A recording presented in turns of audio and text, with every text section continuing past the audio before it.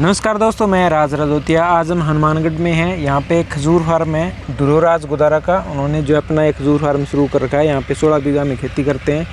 तो खजूर फार्मिंग के अंदर ये एक्सपर्ट हैं और हनुमानगढ़ के अंदर इनको 16-17 साल का एक्सपीरियंस है खजूर फार्मिंग में। गाइड भी करते हैं और सोशल मीडिया पर भी एक्टिव रहते हैं। तो खजूर फार्म की कंप्लीट जो है गाइड आज हम इस चैनल पे आपके साथ शेयर करने वाले हैं। तो सर, आपका हमारे चैनल पे बहुत सारा स्वागत है।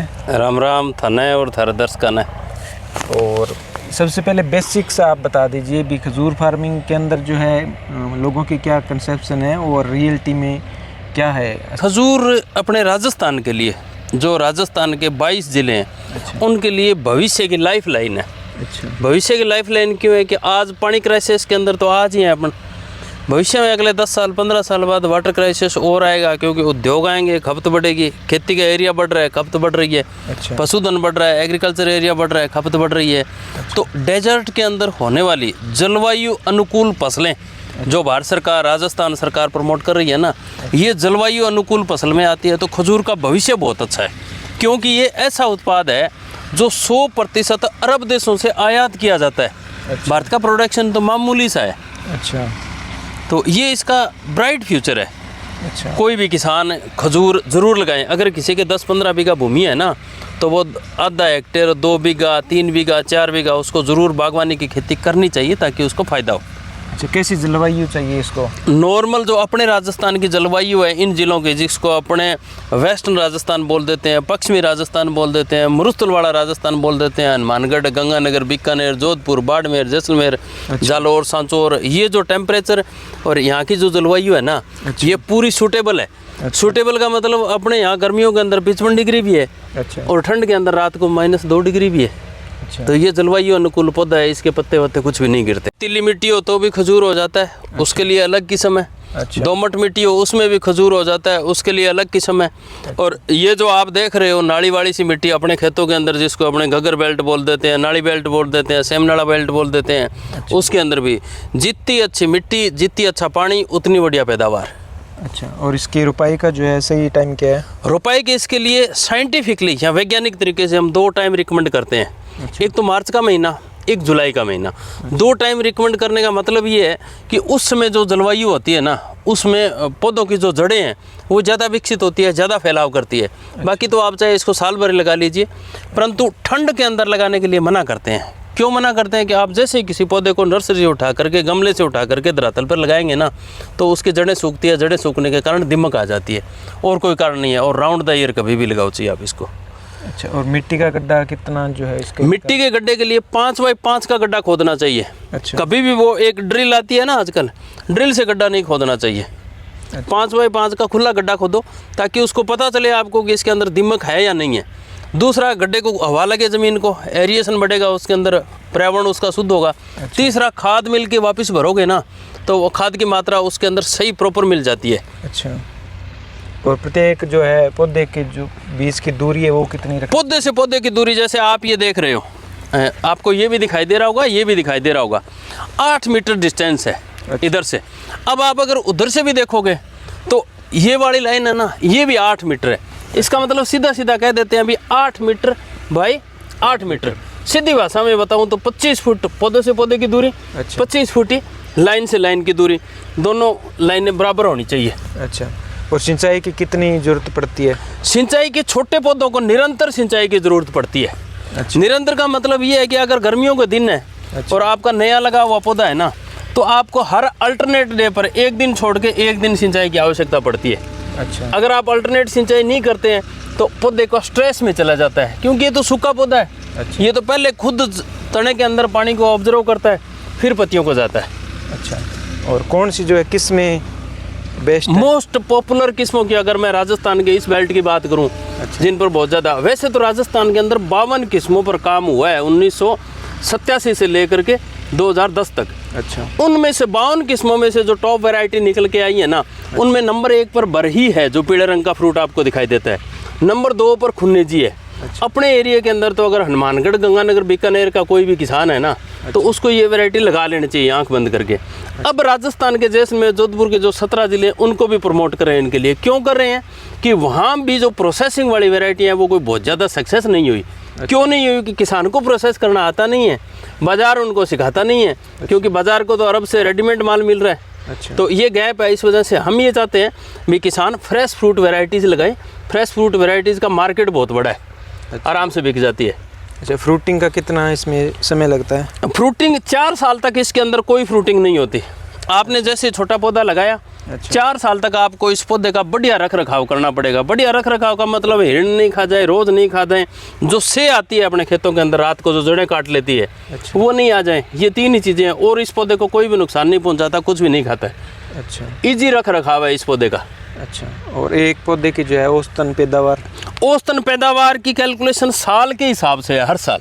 अच्छा, 4 साल के बाद में हमारा जो पहला साल होगा ना, अच्छा, उसमें 50 किलो 60 किलो भरी किस्म के अंदर आएगा, 30 किलो 40 किलो खुनेजी किस्म के अंदर आएगा।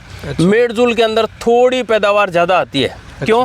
कि मेडजूल का जो दाना एक होता है ना, उसका वजन ज़्यादा होता है, इस वजह से उसकी पैदावार ज़्यादा आती है। और इसमें इसकी जो कटाई और सुखाई, इसमें क्या? कटाई का बागवानी वाला कोई फंडा नहीं है। आप देख रहे हो ये कैनोपी है एक पौधे की। अच्छा, काटना इसके अंदर क्या है, जैसे ये पत्ती आ गई, सूख गई ये। अच्छा, इसको देखिए, क्योंकि ये फलदार ऊपर फल लगा है तो ऊपर पैर रखा होगा, ये सूख गई। तो ये जो सूखी हुई पत्तियाँ या ये जो पत्ती ज़मीन को टच कर जाएगी ना, ये पत्तियाँ काटनी है। वो बागवानी वाला और किन्नू वाला वो फार्मूला नहीं है भी हर साल एक राउंड काट दिया, नहीं, ऐसा नहीं करना है। अच्छा, कटाई बहुत ही एक्सपर्ट लोगों से, और हम तो ये भी सजेशन देते हैं कि कटाई से पहले किसी भी व्यक्ति को प्रशिक्षण लेना चाहिए कि इनका रख रखाव कैसे करें। वरना ये शुरुआत में हमें भी नहीं पता था, ये ज़्यादा कटाई करने के कारण इतनी हाइट हो गई। अच्छा, पेस्टिसाइड का भी यूज़ करते हैं? 0 पेस्टिसाइड, कोई ज़रूरत नहीं पड़ती। एकमात्र एक इंसेक्ट आता है। अच्छा, उसकी पहले से निगाह रखिए, अगर वो आ गया तो उसको तुरंत कंट्रोल कर लीजिए। बाकी इन पौधों को आप देख रहे हो, कोई बीमारी इनके ऊपर नहीं है, किसी भी प्रकार की बीमारी फिलहाल इंडिया के अंदर रिकॉर्डेड नहीं है। पानी के बारे में, नहर का पानी, ड्रिप सिस्टम? आप नहर का पानी दीजिए। हाँ, बड़ी इंपॉर्टेंट बात की, पानी इसके अंदर ड्रिप से देना पड़ेगा। अच्छा, ड्रिप के अलावा आप अगर पानी देने की कोशिश करते हो तो आपको पौधों के ऊपर सब्सिडी नहीं मिलती। पानी आप इसको नहर का भी दे सकते हो, पानी आप इसको ट्यूबवेल का भी दे सकते हो। अच्छा, पानी आप इसको बरसात का भी दे सकते हो, जिसको हम रेन फेड कंडीशंस बोलते हैं। अच्छा, तो इसमें कीट लगते हैं, उसको कैसे जो है हम कंट्रोल कर सकते हैं? कीट इसमें एक रेड पाम वीविल आता है जो अभी बहुत सेक्टर्ड एरिया के अंदर आया हुआ है। अच्छा, मैं आपको बड़ी रोचक बात बताऊं कि लाखों हेक्टेयर में गेहूं की फसल होती है, कोई एक्सपर्ट नहीं है हमारे पास। अच्छा, परंतु 10,000 हेक्टेयर की खजूर की फसल के लिए हमने दुबई से एक्सपर्ट बुला करके पर्टिकुलर उस कीट के लिए हमारे किसानों को प्रशिक्षण आयोजित करवा दिया था और किसानों ने उस कीट को नियंत्रित कर लिया। तो कीट कोई बड़ी समस्या नहीं है इधर एरिया के लिए। अच्छा, और टिश्यू कल्चर भी इसमें कुछ? हाँ, बड़ी इंपॉर्टेंट बात की आपने, जो सबसे पहले होनी चाहिए थी हमारी। अच्छा, पौधे का सिलेक्शन करने के बाद में सबसे पहला काम ये होता है कि हमें पौधा टिश्यू कल्चर खजूर का ही लगाना है। अच्छा, आप देख रहे हो ना, इधर मेरे यहाँ कोई भी ऑफ शूट नहीं तैयार है। हाँ, कुछ भी नहीं निकला हुआ, जिसको ये तथाकथित लोग बोल देते हैं अभी बच्चे निकल जाएंगे, अच्छा, ऑफ शूट दे देते हैं, ये तैयार नहीं करना चाहिए। क्यों? कि जरूरी नहीं है कि वो ट्रू टू टाइप ही हो, अच्छा, भी वो जैसा था वैसा ही हो। अब कैसे पता चलेगा? तो पहली बात तो हम जो एक्सपर्ट है पौधा देख के बता देते हैं। अच्छा। दूसरा, साइंटिफिक एविडेंसेस हैं, डीएनए प्रोफाइलिंग करवा लीजिए। अच्छा, जैसे मेरा ये भरी का पौधा है, आप कोई भी पौधा लेकर आओ, अपने भरी वाले को मेरे को भेज दीजिए। अच्छा। मैं आपको लैब के अंदर उसकी डीएनए सैम्पलिंग करवा के इस पौधे के साथ उसका जीनोम मैच करके बता दूंगा अभी इसका भाई यही है।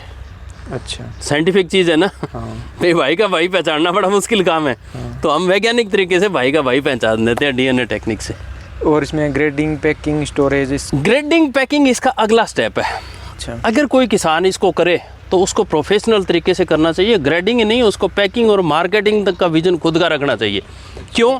कि सरकार बेचने के लिए ई कॉमर्स प्लेटफार्म भी बनाने के लिए पैसा दे रही है। भी किसान ई कॉमर्स प्लेटफार्म बना ले और उसी पर बेचे, अपना उत्पाद खुद बेचे किसान। सरकार इस चीज़ को प्रमोट कर रही है। इसके लिए पूरे ज़िलों के अंदर डिस्ट्रिक्ट रिसोर्स पर्सन लगा रखे हैं, DRP। अच्छा। आप उनकी सहायता ले सकते हो। वो आपको इससे संबंधित मशीनरी, वो आपको इससे संबंधित पैकिंग मटेरियल, इसको प्रोसेस करने का तरीका, सारे काम विभिन्न प्रकार के प्रशिक्षण कार्यक्रमों के अंदर उपलब्ध करवाते हैं। अच्छा, एक बार यहाँ फार्म पे हमने देखे हैं कि कुछ पौधे खराब हुए हैं, इनका क्या रीज़न रहा है? ये एक पूरी लाइन है। अच्छा रेड पाम वीविल का अटैक हुआ था इस फार्म पर। अच्छा मैं आपको उधर दिखाता भी हूँ, आप उधर जाके देखेंगे उस पौधे को। जैसे ये पूरी लाइन थी, इस लाइन के अंदर ये एक ही पौधा बचा है। अच्छा जब तक हमारे पास AI जैसा कोई टूल नहीं था ना, उससे पहले इन 5 पौधों को नुकसान हो चुका था। हाँ, वो वहाँ पे एक हाँ, पौधा गिरा हुआ भी दिखाई दे रहा है। और जैसे ही हमारे पास इस प्रकार के टूल आए तो हमने तुरंत इनको आइडेंटिफाई किया, मैकेनिज्म किया, इंसेक्ट को पकड़ा, इनके चेन को तोड़ा, इसके लार्वा को कवर किया, इनके अडल्ट को मार दिया। आपने वो बाल्टियाँ देखी होगी मेरे पौधों के ऊपर लगी हुई, वो पौधों के साइड में भी पड़ी है, उधर आप दिखाएंगे तो। हाँ तो ये इसीलिए पड़ी है प्रैक्टिकल हमें पता चले भाई यहाँ इंसेक्ट का अटैक है कि नहीं है। अच्छा ये इसी फार्म के आसपास अटैक हुआ था, बाकी कहीं भी ये राजस्थान के अंदर मेजर कोई नुकसान नहीं कर पाया था। अच्छा, अगर किसी को ये फेस करना पड़ता है तो क्या? किसी को फेस करना पड़े तो कोई एक्सपर्ट नहीं है इंडिया के अंदर इस टाइम। अच्छा उसका मेरा ये निवेदन है, हाथ जोड़ करके वो हमारे से तुरंत संपर्क कर लें, ताकि उसका ये हमारे तो 5 पौधों का नुकसान हुआ, उसको नुकसान ही नहीं होने देंगे। उसको टाइमली सारी मैनेजमेंट प्रैक्टिसेस कंट्रोल कैसे करना है बिना किसी केमिकल पेस्टिसाइड के सारे मैकेनिज्म्स बता देंगे, सारी चीज़ें समझा देंगे।